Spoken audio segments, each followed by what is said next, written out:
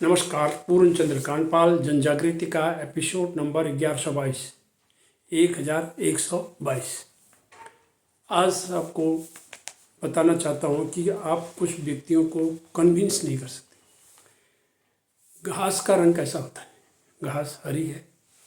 तो एक बार दो जानवर में, आप पंचतंत्र की कहानियों में हम ना जानवरों के माध्यम से हमें बहुत कुछ, मनुष्य को बहुत कुछ समझाया गया है पंचतंत्र में, वो ताकि एक कहानी भी हो जाए और लोगों के समझ में भी आ जाए।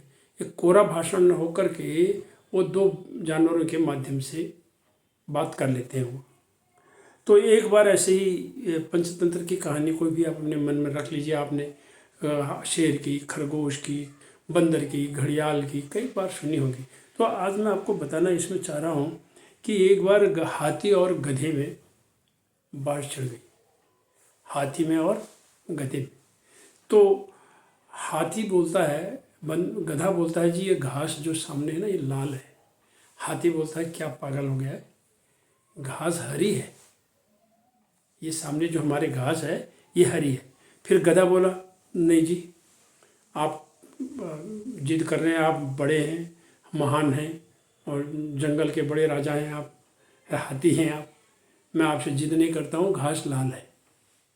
हाथी बोलता है, तू पगला गया है गधे से, तू पगला गया है भाई गधे, जो भी है, तू भी जंगल में ही रहता है, तू भी हमारे जानवरों में ही आता है, मेरी बात को ध्यान से सुन। हाँ, घास जो है हरी है, एक बार और दोबारा देख ले, तिबारा देख ले, घास जो है हरी है, लाल नहीं है।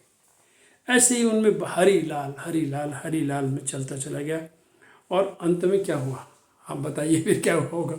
हुआ क्या? गधा तो माना नहीं, हाथी मान गया। बोला, हाँ भाई तू ही ठीक कह रहा है, घास जो है लाल है, हरी नहीं है, तू ही सही कह रहा था। मैं इस समय तक तेरे से खामखा जिद करके अपना माथा खराब कर रहा था। घास वास्तव में जो तू कह रहा है वही है, हाँ घास लाल है। गधा खुश हो गया, उन्होंने कहा, देखा इतना बड़ा हो करके भी इसको अकल नहीं है और घास मैं देख रहा हूँ। तो ये जो चीज़ है, ये कहने का अर्थ क्या हुआ यहाँ पर कि आप कभी मूर्ख व्यक्ति को समझा नहीं सकते।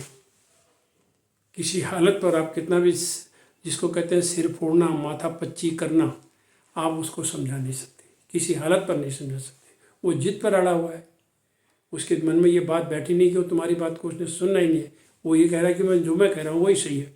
तो आप समझा नहीं सकते, तो फिर बहस क्यों करते हैं उससे? ऐसे आदमी को पहचानना चाहिए, बहस नहीं करनी चाहिए। अब जो सच्चाई है ना, तो लोग तो उसको समझते हैं, और लेकिन कुछ लोग उसको भी नहीं मानते हैं। तो इसमें हमारा समय बर्बाद होता है।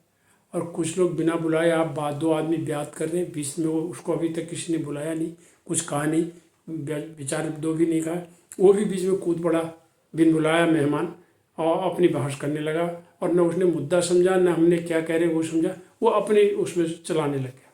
ये भी एक गलत चीज़ है, बीच में नहीं बोलना चाहिए।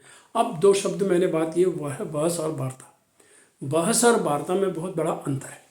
बहस का मतलब है कि आप भी बोल रहे, मैं भी बोल रहा हूँ, आप भी बोल रहे, मैं भी बोल रहा हूँ, मैंने कहा ये, कुछ उसने कहा, कुछ मेरा वाक्य पूरा नहीं हुआ, उसको ऐसा है ना, दोनों लगातार, कभी कभी दोनों ही बोल रहे हैं, कोई नहीं सुन रहा है, ये ऐसा होता है। ये हो गई बहस, बेमतलब, कोई रिजल्ट नहीं निकलेगा, क्योंकि वो किसी की सुनेंगे नहीं, वो दोनों ही बोल रहे हैं।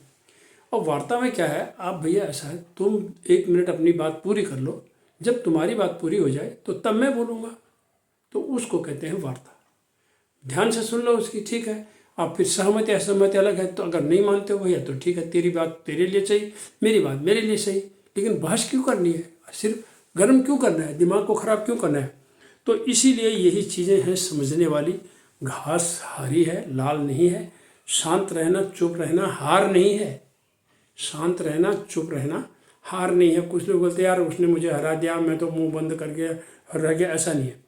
तो ये हारने वाली बात नहीं है। आपने हारे नहीं, आपने अपनी बहस में से अपने को रोक करके आपने अपनी ऊर्जा बचाई। तो इसलिए अपनी ऊर्जा बचाइए, और पूरी तरह से कभी कभार अध्ययन करेंगे तो आपको अध्ययन से बहस में नहीं जाने का भी कई बार प्रेरणा मिलेगी। तो इन्हीं शब्दों से, घास हरी है, लाल नहीं है, लेकिन गधे को खुश होने दीजिए, बहस करने की कोई ज़रूरत नहीं। धन्यवाद, नमस्कार।